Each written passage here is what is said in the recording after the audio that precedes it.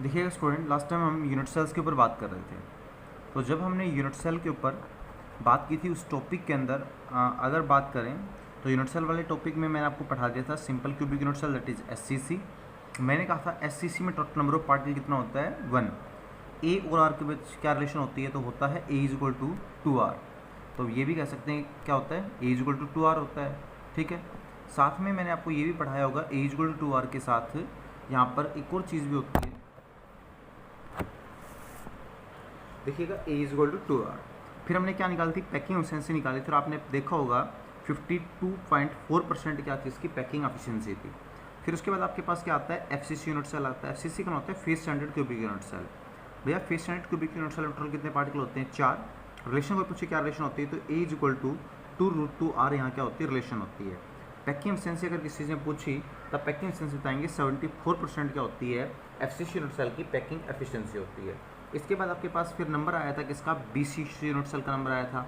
Particle total कितने percent थे, 2 particle present थे। रिलेशन क्या थी, ए इज इक्वल टू क्या था बेटा, 4/√3r। 4/√3r आपने निकाली होगी। और पैकिंग एफिशिएंसी कितनी आई थी, 68% आई थी। फिर आपका जो आज अगला जो यूनिट सेल आता है उसको बोलते हैं ईसीसी यूनिट सेल। केमिस्ट्री में ई का मतलब क्या होता है, 2 मतलब होते हैं, एक तो ई के, एक को तो बोलते हैं एज, क्या बोलते हैं, E for edge, C for centred, C for क्या होता है, क्यूबिक, एंड फाइनली क्या आ जाता है, यूनिट सेल। तो ईसीसी का मतलब क्या होता है, edge centred cubic unit cell. अब अगर आपसे कोई पूछे edge centred cubic unit cell क्या होता है, तो आप ये बताएंगे कि हमारे पास जो यूनिट सेल होता है, क्या होता है हमारे पास जो यूनिट सेल होता है, उस यूनिट सेल के अंदर पार्टिकल, ध्यान से देखो, कॉर्नर पे तो पार्टिकल क्या है, प्रेजेंट है ही है, तो कॉर्नर पे पार्टिकल हैं। साथ में पार्टिकल और कहाँ प्रेजेंट है बेटा, एजिज के सेंटर पे भी पार्टिकल क्या हैं, प्रेजेंट हैं। तो हम ये कह सकते हैं पार्टिकल कॉर्नर पे तो प्रेजेंट है ही है, साथ में पार्टिकल एजिज के सेंटर पे प्रेजेंट है। और केमिस्ट्री में ये कहते हैं अगर पार्टिकल कॉर्नर के साथ साथ अगर एजिज के सेंटर में प्रेजेंट है तो वो केमिस्ट्री में क्या कहलाएगा बेटा, edge centred cubic unit cell कहलाएगा। तो edge centred cubic unit cell क्या होता है, एक ऐसा यूनिट सेल जिसमें पार्टिकल कॉर्नर के साथ साथ कहाँ प्रेजेंट हैं, एजिज के सेंटर में भी प्रेजेंट है। अब आप सोच के बताओ एक कॉर्नर पे पार्टिकल का कौन सा पार्ट होता है। मैं आपको कई बार पढ़ा चुका हूँ कि याद रखना, एक कॉर्नर पे पार्टिकल का 1/8 पार्ट होता है। टोटल कॉर्नर कितने होते हैं, 8, प्लस एज की बात करते हैं। तो आप ये बताओ एक जो एज होती है वो कितने कमरों में होती है, कितने यूनिट सेल्स में एक एज होती है। तो मान लीजिएगा ये सिंगल पिलर बना दिया मैंने, पिलर को मैं एक एज बोल सकता हूँ। सपोज करो अगर मैं इस पिलर को तोड़ दूँ तो कितने कमरों का कोना टूट जाएगा। देखो इस यूनिट सेल का कोना टूटेगा ही टूटेगा, इसके साथ एक और यूनिट सेल बना होगा उसका भी कमरा टूट जाएगा, इसके साथ इधर एक यूनिट सेल बना होगा उसका भी कमरा टूट जाएगा, और ये वाला इधर ही यूनिट सेल है इसका भी कमरा टूट जाएगा। मतलब आप ये कह सकते हैं कि जो आपकी 1 एज होती है ना, 1 एज, वो किसके अंदर होती है बेटा, 4 यूनिट सेल्स के अंदर प्रेजेंट होती है। हम एक पिलर खड़ा करते हैं और उसके चारों तरफ देखो, मान लो अगर मैंने ये एक पिलर खड़ा कर दिया तो मैं इधर दीवार खींचकर एक कमरा इधर बना सकता हूँ, एक कमरा इधर भी बना सकता हूँ, एक कमरा इधर भी बना सकता हूँ और एक कमरा इधर भी बना सकता हूँ। टोटल कितने कमरे बन सकते हैं, 4। तो एक एज के पास 4 यूनिट सेल्स होते हैं और उस एक एज पे हमने पार्टिकल कितना पुट कर रखा है, 1 पार्टिकल। तो ध्यान से देखो एक एज 4 यूनिट सेल्स में है, उसके पास एक पार्टिकल है, तो एक एज के एक यूनिट सेल के पास पार्टिकल कितना होगा, 1/4। तो हम कह सकते हैं एज के ऊपर पार्टिकल कौन सा पार्ट होता है, 1/4 पार्टिकल होता है। टोटल एजेस कितनी होती हैं, 12। काटेंगे यहाँ कितना आ जाएगा, 1, यहाँ पर काटेंगे कितना आ जाएगा, 3, 1 + 3 कितना हो गया, 4। तो हम ये कह सकते हैं टोटल नंबर ऑफ पार्टिकल कितने होते हैं, 4 पार्टिकल होते हैं। तो कोई भी अगर आपसे टोटल पार्टिकल्स के बारे में पूछे तो आप बोलेंगे 4 पार्टिकल होते हैं। एक्चुअली बेटा एक्सरे स्टडी करने के बाद आज तक ये कंफर्म नहीं हुआ है कि यहाँ ए और आर के बीच में एक्चुअली रिलेशन क्या प्रेजेंट है। और जब तक edge standard cubic unit cell में ए और आर के बीच में रिलेशन नहीं पता चलेगी, आप क्या निकाल सकते हैं, पैकिंग एफिशिएंसी नहीं निकाल सकते। तो ये कह सकते हैं sir edge standard cubic unit cell की पैकिंग एफिशिएंसी डिटरमाइन नहीं की जा सकती है। लेकिन इवन देन आप ये जरूर बोल सकते हैं कि ईसीसी यूनिट सेल को एक और नाम से जाना जाता है। कई बार तो बोलते हैं ई को एज सेंटर, और मोस्ट ऑफ द टाइम ई को माना जाता है एंड सेंटर। क्या माना जाता है, end centred cubic unit cell. इसका मतलब ये हो गया कि सर हमारा जो यूनिट सेल है वो कैसा है बेटा, क्यूबिक फॉर्म में है। तो यूनिट सेल किस फॉर्म में, क्यूबिक फॉर्म में है। पार्टिकल कॉर्नर पे तो प्रेजेंट है ही है, साथ में पार्टिकल कहाँ प्रेजेंट है बेटा, एंड सेंटर पे। एंड सेंटर का मतलब है यूनिट सेल्स के एंड्स पे प्रेजेंट है। तो एक आपका इस एंड पे प्रेजेंट है और एक आपका यूनिट सेल किस एंड पे प्रेजेंट है, इस एंड पे पार्टिकल प्रेजेंट है। तो आप ये कह सकते हैं कि सर एक ऐसा यूनिट सेल जिसमें कुछ पार्टिकल तो किसमें प्रेजेंट है, कॉर्नर पे, और कुछ पार्टिकल किस पे प्रेजेंट है, यूनिट सेल के एंड पे। अब देखो तुम्हारे कमरे में दो एंड होंगे, या तो आप छत मान लो या फर्श मान लो, या आप क्या मान लो, दो दीवारें मान लो आमने सामने वाली, तो दो एंड होते हैं, या तो छत या फर्श, या ये दीवार, ये वाली दीवार या ये वाली दीवार। तो अगर आपके पार्टिकल कॉर्नर के साथ साथ दो एंड के ऊपर प्रेजेंट क्या कहलाएगा, आपका end centred cubic unit cell कहलाएगा। अब आपको पता है कॉर्नर पे कितना पार्टिकल होता है, 1/8 पार्टिकल होता है। टोटल पार्टिकल कितने हैं बेटा, 8 कॉर्नर है, काटेंगे कितना आ गया 1, प्लस साथ में बताओ एंड।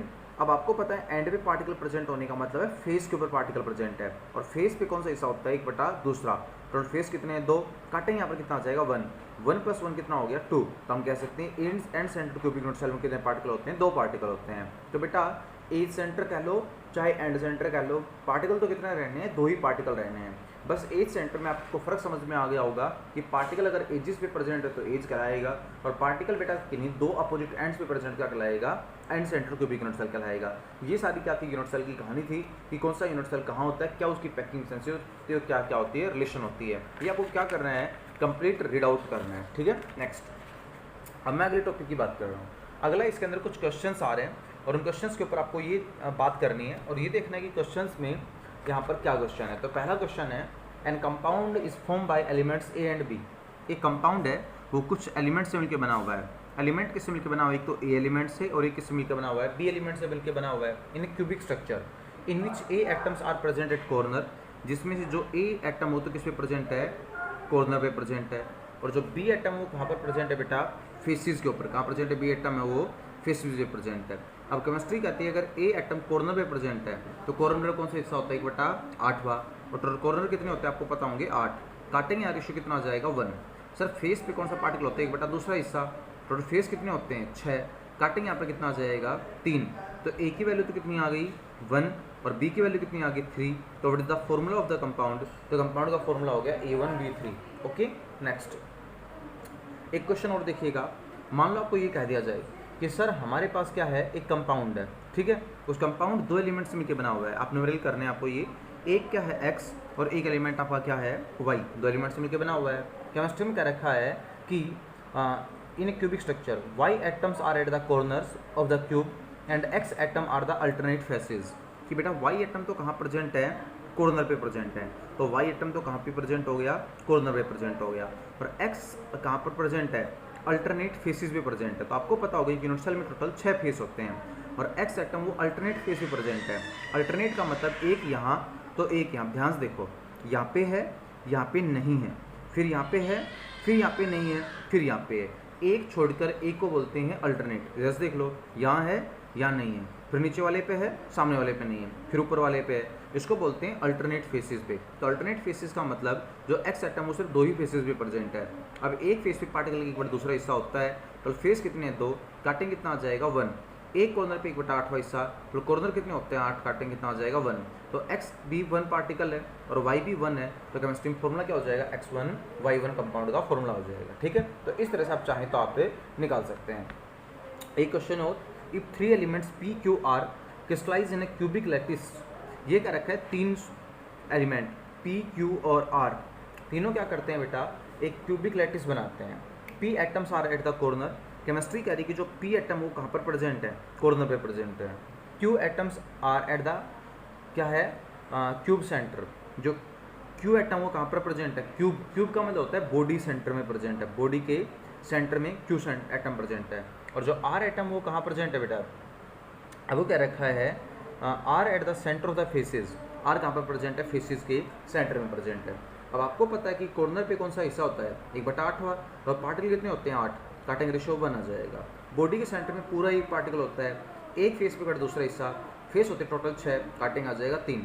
तो p तो हो गया 1 पार्टिकल, q भी तो हो गया 1 पार्टिकल, और r कितना हो गया 3 पार्टिकल। तो फॉर्मूला क्या बन जाएगा, p1 q1 r1 r3, और ये कंपाउंड क्या हो जाएगा फॉर्मूला। नेक्स्ट अगला क्वेश्चन है, potassium crystallise in body centred cubic lattice, calculate the approximate number of unit cell in 2 gram of potassium if the atomic mass of potassium is 39। Chemistry में ये क्या रखा है, जो पोटासियम है ना वो BCC स्ट्रक्चर बनाता है, ठीक है, BCC स्ट्रक्चर बनाता है, और आपके पोटासियम का जो एटॉमिक मास है वो कितना है 39 है, 39 यूनिट है। आपको बताना ये है कि ठीक है 39 यूनिट हम मान गए, लेकिन आपको यहाँ पे ये बताना है कि 2 ग्राम पोटासियम में कितने यूनिट सेल होंगे, यूनिट सेल कितने होंगे। तो सबसे पहले एक बात तो सोच के आप ये बताइएगा कि अगर पोटासियम BCC स्ट्रक्चर बना रहा है तो BCC के एक यूनिट सेल में कितने एटम होते हैं, 2। मैं बोल सकता हूँ कि 2 एटम्स मिलकर क्या बनाते हैं, एक BCC यूनिट सेल बनाते हैं। तो BCC यूनिट सेल के अंदर 2 एटम होते हैं, अगर 2 एटम का मतलब 1 यूनिट सेल होगा। सही बात है, गलत बात है? बेटा पोटासियम का एटॉमिक नंबर कितना होता है, 39। मोल कॉन्सेप्ट क्या कहता है, अगर 39 ग्राम क्या ले लूँ पोटासियम तो कितना मोल होगा, 1। और 1 मोल में कितने एटम होंगे, 6.022 × 10⁻23 एटम।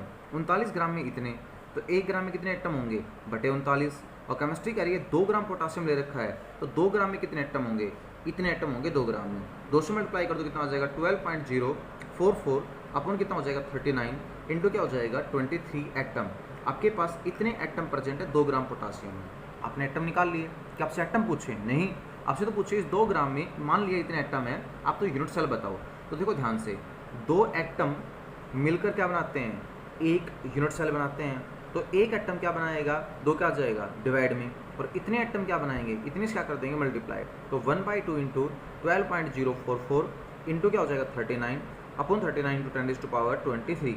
ये एटम क्या होंगे आपके, इतने यूनिट सेल क्या होंगे बनेंगे। ठीक है, तो इतने यूनिट सेल आपके बनेंगे। हो जाएगा यहाँ तक।